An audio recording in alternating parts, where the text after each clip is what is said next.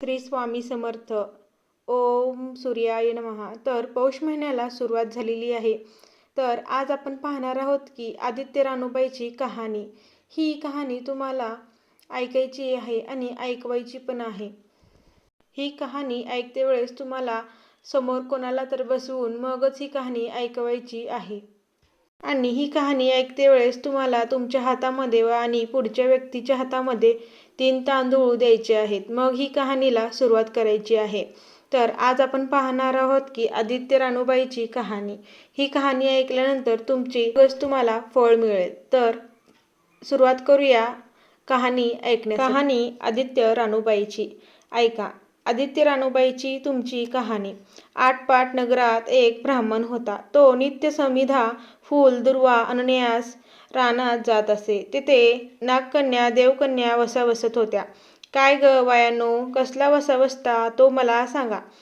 तुला रे वसा कसला हवा? उठशील मातशील, घेतला वसा टाकून देशील. ब्राह्मण म्हणाला, उतत नाही मातत नाही, घेतला वसा टाकत नाही. तेव्हा त्या म्हणाल्या, श्रावण मास येईल, पहिल्या आदित्यवारी मोन्यानं उठावं, सचिव स्नान करावं, अग्रोदक पाणी आणावं, विड्याच्या पाण्यावर रक्तचंदनाने आदित्य रानूबाई काढावी, 6 रेघ्यांचं मंडळ करावं, 6 सुतांचं तातू करावं, त्यास 6 गाठी द्याव्या, पान फुल वाहावं, पूजा करावी, पाण्याच्या विडा, फुलाचा झेला, दशंगाचा धूप, गूळ, खोबऱ्याचा नैवेद्य दाखवावा, 6 मास चाळावी, 6 मास पाळावी, मागी रथसप्तमी संपूर्ण करावं. संपूर्णास काय करावं? गुळाचा पोळ्या, बोटव्याचे खीर, लोणकड तूप मेहून जेवू सांगावं. असेल तर चिरचोळी द्यावी, नसेल तर जोडगळसरी द्यावी, नसेल तर 2 पैसे दक्षिणा द्यावी आणि आपल्या वशांचं उद्यापन करावं. अशा वसा ब्राह्मणानं केलं. त्याला सूर्यनारायण प्रसन्न झाला. भाग्यलक्ष्मी आली. तेव्हा राजाच्या राणीनं ब्राह्मणास बोलवून धाडलं. ब्राह्मण जातेवेळेस भिवू लागला, कापू लागला. तेव्हा राजाच्या राणीनं सांगितलं, भिवू नका, कापू नका, तुमच्या मुली आमच्या येथे द्या. आमच्या मुली गरिबांच्या तुमच्या घरी कशा द्याव्या? दासी कराल, भटकी कराल? राणी म्हणाली, दासी करीत नाही, भटकी करीत नाही, राजेची राणी करू, प्रधानाची राणी करू. मार्गशीर्षाचा महिना आला. ब्राह्मणानं लगीन करून मुली दिल्या. एक राजाच्या घरी दिली, एक प्रधानाच्या घरी दिली. गेल्या पावली मुलीचा समाचार घेतला नाही. 12 वर्षांनी समाचारास ब्राह्मण निघाला. राजाच्या घरी गेला. लेकीला बसायला पाट दिला, पाय धुवायला पाणी दिलं. बाबा बाबा, गुळ खा, पाणी प्या. गुळ खात नाही, पाणी पित नाही. माझी कहाणी करायची आहे, ती तू ऐक. तुझी कहाणी ऐकायला मला वेळ नाही. राजा पारधीला जाणार आहे. त्याला जेवायला उशीर होईल. तोच त्याचे मनात राग आला. तेथून निघाला, प्रधानाच्या घरी गेला.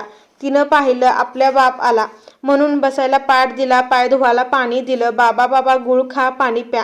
गुळ खात नाही, पाणी पित नाही. माझी कहाणी करायची आहे, ती तू अगोदर ऐक. तुझी कहाणी नको ऐकू तर कोणाची ऐकू? घरात गेली, उतरंड्याची 6 मोते आणली. 3 आपण घेतली, 3 बापाच्या हातात दिली. त्यानं मनोभावे कहाणी सांगितली. लेकीनं चित्तभावे ती ऐकली. नंतर जेवू खाऊन बाप आपल्या घरी आला. बायकोनं विचारलं, मुलीचा समाचार कसा आहे? जिनं कहाणी ऐकली नाही ती दरिद्रानं पिडली, दुःखानं व्यापली. राजा मुलाखावर निघून गेला. जिनं कहाणी ऐकली होती ती भाग्यानं नांदत आहे. इकडे दरिद्र जी झाली होती तिनं आपल्या लोकांस सांगितलं, मावशी घनघोर नांदत आहे, तिकडे जाऊन काही दिलं तर घेऊन ये. पहिल्या आदित्यवारी पहिला मुलगा उठला. तळ्याच्या पाळी जाऊन उभा राहिला. अगं अगं दासींनो, तुम्ही दासी कोणाच्या? आम्ही दासी प्रधानाच्या. प्रधानाच्या राणीला जाऊन सांगा, तुमच्या बहिणीचा मुलगा आला आहे. कसा आला आहे? काय आला आहे? फाटकं नेसलं आहे, तुटकं पांघरलं आहे, तळ्याच्या पाळीला उभा राहिला आहे. परसदारानं घेऊन या. परसदारानं घेऊन आला. उन्हामाकू घातलं, पितांबर नेसायला दिलं, जेवू खाऊ घातलं. कोहळा पोखरला होनमोहरानं भरला. बाबा कोठे ठेवू नको, विसरू नको, घरी जतन करून घेऊन जा. वाटेनं आपला जाऊ लागला तो सूर्यनारायण माळाच्या रूपानं आला. हातीचा कोहळा काढून नेला. घरी गेला. आईनं विचारलं, काय रे बाबा, मावशीनं काय दिलं? देवानं दिलं, कर्मानं नेलं. कर्माचं फळ पुढे उभं राहिलं. मावशीनं दिलं होतं ते पण सर्व गेलं. पुढं दुसऱ्या आदित्यवारी दुसरा मुलगा गेला. तळ्याच्या पायी जाऊन उभा राहिला. अगं दासींनी, दासी तुम्ही दासी कोणाच्या? आम्ही दासी प्रधानाच्या. प्रधानाच्या राणीला माझा निरोप सांगा. त्यांनी सांगितलं. मग प्रधानाच्या राणीनं त्याला घरी नेऊन न्हाऊ माखू घातलं. पितांबर नेसायला दिलं. जेवू खाऊ घातला. काठी पोखरून मोहरांनी भरून दिली. बाबा कोठे ठेवू नको, विसरू नको, घरी जतन करून ठेव जा म्हणून सांगितलं. वाटेनं सूर्यनारायण गोरखाच्या रूपानं आला. हाताची गाठी काढून घेतली. घरी गेला. झालेली गोष्ट राणीला सांगितली. देवाने दिले ते सर्व कर्मानं नेलं. पुढं तिसऱ्या आदित्यवारी तिसरा मुलगा गेला. तळ्याच्या पायी उभा राहिला. पहिल्यासारखं प्रधानाच्या राणीला घरी नेऊन उन्हा माहू घातलं. पितांबर नेसायला दिला.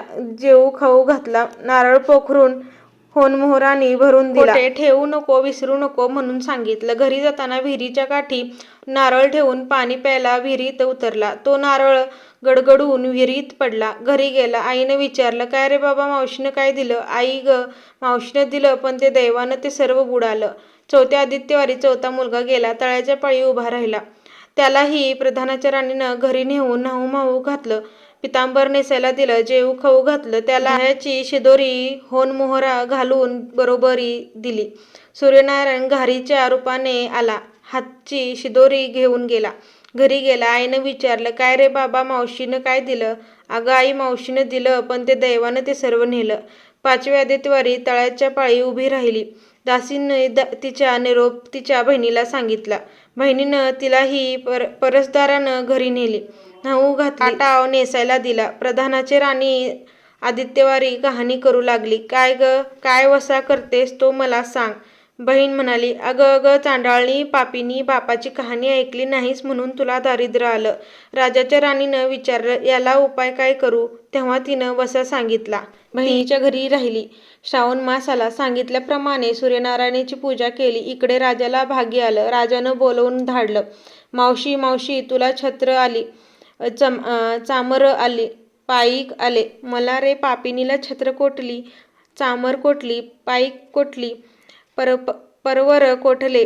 बाहेर जाऊन दाराशी बघत तो राजा बोलावू आला आहे. राजा आला तशी घरी जायला निघाली आहे. एकमेकांना बहिणींनी आहेर केलं. वाटेनं जाऊ लागली. तो पहिल्या मजलेस स्वयंपाक केला. राजाला वाढलं, मुलांना वाढलं, आपलं पान वाढून घेतलं. तेव्हा कहाणीची आठवण आली. हकारा रे पिटारे डांगोरा, नगरात कोणी उपाशी आहे का याचा शोध करा. उपाशी नाही, काही नाही. वाटेनं एक मोळीविक्या जात आहे. त्याला म्हणाले, आमच्या बाईची कहाणी ऐकायला ये. तुझ्या बाईची कहाणी ऐकून मला काय फळ? माझं पोट भरलं पाहिजे असं काय म्हणून तो राणीकडे आला. तशी 6 मोते राणीनं घेऊन ती त्याला दिली व 3 आपल्या हातात ठेवली. मनोभावे कहाणी सांगितली. चित्तभावे त्यानं ऐकलं. त्याची लाकडाची मोळी होती ती सोन्याची झाली. तो म्हणाला, बाई, कहाणी ऐकल्याचं एवढं फळ, मग वसा घेतल्याचं काय फळ? काय वसा आहे तो मला सांगा. तुला रे वसा कशाला हवा? उतशील मातशील घेतला वसा टाकून देशील. उतत नाही मातत नाही घेतला वसा टाकत नाही. तेव्हा वसा राणीनं सांगितला. पुढे दुसऱ्या मजलेस गेली. स्वयंपाक केला. राजाला वाढलं, मुलांना वाढलं, आपला पान वाढून घेतला. तेव्हा कहाणाची आठवण झाली. करारे हकारा रे पिटारा रे डोंगारा, नगरात कोणी उपाशी आहे का ह्याचा शोध घ्या. उपाशी नाही, काही नाही. माळ्याच्या मळा पिकत नाही, विहिरीला पाणी लागत नाही असा एक माळी चिंतेने बसला आहे. त्याला हाक मारली. आमच्या बाईची कहाणी ऐक. तो आला. राणीने 6 मोते घेऊन 3 आपण घेतली, 3 माळ्याला दिली. राणीनं कहाणी मनोभावे सांगितली. चित्तभावे माळ्याने ऐकली. माळ्याचा मळा पिकू लागला. विहिरीला पाणी आलं. तो म्हणाला, बाई, कहाणी ऐकल्याचं एवढं फळ, मग वसा घेतल्याचं काय फळ? काय वसा आहे तो मला सांगा. मग राणीनं त्याला वसा सांगितला. पुढं तिसऱ्या मजलेस गेली. स्वयंपाक केला. राजाला वाढलं, मुलांना वाढलं, आपलं पान वाढून घेतलं. तेव्हा कहाणीची आठवण झाली. काय रे हकारा रे पिटारा रे डोंगरा नगरात कोणी उपाशी आहे का याचा शोध करा. उपाशी नाही काही नाही, एक म्हातारी आहे तिचा मुलगा वनात गेला होता, एक डोहात बुडाला होता, एक सर्पानं खाल्ला होता, त्यामुळे चिंताक्रांत बसली आहे. ती म्हणाली आमच्या बाईची कहाणी ऐक. ती म्हणाली कहाणी ऐकून मी काय करू, ती मुलांसाठी रडत आहे. बरं येते मग. ती राणीकडे आली. राणीनं तिला पहिल्याप्रमाणे कहाणी सांगितली. तिनं चित्तभावे ती ऐकली. तिचा मुलगा वनात गेला होता तो आला, डोहात बुडाला होता तो आला, सर्पानं खाल्लं होतं तो आला.